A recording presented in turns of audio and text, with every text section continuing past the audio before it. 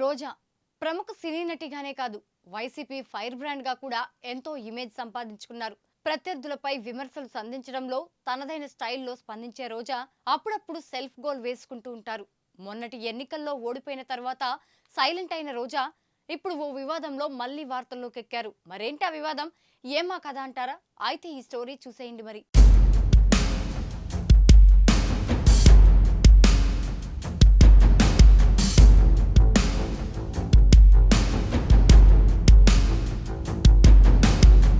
రోజా వివాదాలకు care of address గా మారుతూ ఉంటారు. టీడీపీలో ఉన్న, వైసీపీలో ఉన్న తనదైన మార్క్ పాలిటిక్స్ తో ఎప్పుడూ వార్తల్లో నిలుస్తూ ఉంటారు. అయితే ఇలా ప్రత్యేకతను చాటుకోవాలన్న తపనతోనో లేక తన స్థాయికి తగ్గట్లుగా వ్యవహరించాలన్న అతి తలంపుతోనో కానీ అప్పుడప్పుడు రోజా చేసే పనులు మిస్ఫైర్ అయ్యి అది అధిష్టానం తనపై ఫైర్ అయ్యేలా ఉంటాయి. ఇప్పటికే ఓటమి భారంతో ఉన్న వైసీపీకి తమ పాలనలో జరిగిన తప్పులపై కూటమి సర్కార్ దూకుడు ఇబ్బందుల్లోకి నెడుతుంటే మరోవైపు పార్టీ నేతల వ్యవహార శైలి తలనొప్పిగా మారుతోంది. ఇప్పటికే ఎంపీ సాయిరెడ్డి ఎపిసోడ్ పార్టీలో అంతర్గతంగా చర్చ జరుగుతుంటే ఇప్పుడు రోజా వ్యవహారం మరింత వివాదాస్పదమవుతుంది. తమిళనాడులోని తిరుచెందూర్ సుబ్రహ్మణ్య స్వామి ఆలయానికి వెళ్లిన రోజా అక్కడ బిహేవ్ చేసిన విధానంపై ఇప్పుడు సోషల్ మీడియాలో తీవ్ర దుమారం రేగుతుంది.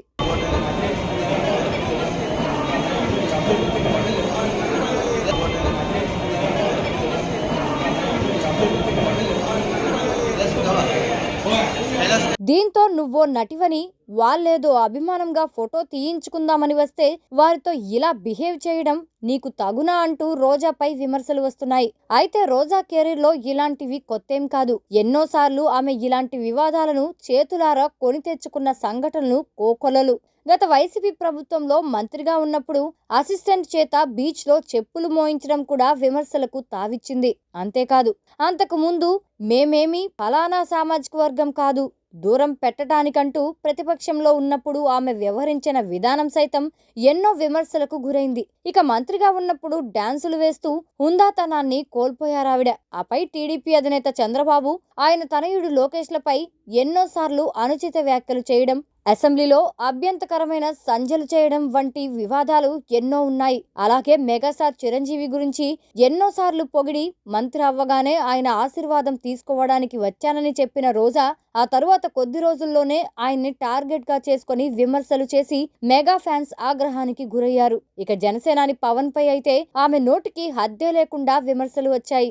దీంతో జన సైనికులు నగరిలో పని కట్టుకుని రోజాకు వ్యతిరేకంగా పూర్తి స్థాయిలో పనిచేశారు. పవన్ అయితే రోజాను నువ్వు కూడానా అంటూ డైమండ్ రాణిగా రోజాను సంబోధించడం అప్పట్లో హాట్ టాపిక్ అయ్యింది. డైమండ్ రాణి ఆ రోజా కూడా మాట్లాడద్దు, వాళ్ళు కూడా యూట్యూబ్ నువ్వు కూడానా,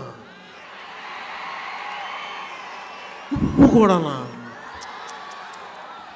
ఛీ నా బతుకు చెడా.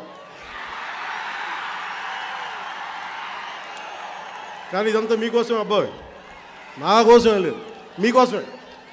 సరే, ప్రత్యర్థి పార్టీలతో ఆమె తీరు ఇలా ఉండడం సహజమేనని రాజకీయంగా అనుకుంటే ఓకే. కానీ అసలు రోజా ఉంటే మేం పని చెయ్యం, పార్టీ ఇక్కడ గెలవదంటూ నగరి నియోజకవర్గ వైసీపీ నేతలంతా జగన్కు, పార్టీ పెద్దలకు ఫిర్యాదులు చేసేవారంటే రోజా వ్యవహార శైలి గురించి ప్రత్యేకంగా ప్రస్తావించాల్సిన పని లేదు. దీంతో పాటు ఆడుదాం ఆంధ్ర కార్యక్రమం అంతా అవినీతిమయమన్న విమర్శలు వినిపించాయి. టూరిజం శాఖ మంత్రిగా ప్రభావవంతంగా పనిచేశారా అంటే జగన్ భజన తప్ప పనిలో పురోగతి లేక మంత్రిగా సైతం రోజా ఫెయిల్ అయ్యారన్నది రాజకీయ విశ్లేషకుల మాట.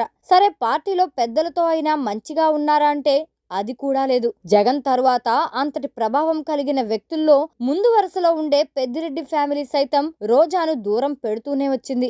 ఇలా వివాదాలతో సావాసం చేస్తూ వస్తున్న రోజా మరోసారి అడ్డంగా తన తీరుతో బుక్కయ్యారు. తమిళనాడు ఆలయంలో స్వీపర్ వర్కర్లతో వ్యవహరించిన తీరుతో రోజా మరోసారి అందరి టార్గెట్ అయ్యారు. మరి ఇప్పటికైనా తన తీరు మార్చుకుంటారో లేక ఇలాంటి వ్యవహార శైలితో ప్రజలకు శాశ్వతంగా దూరం అవుతారో చూడాలి.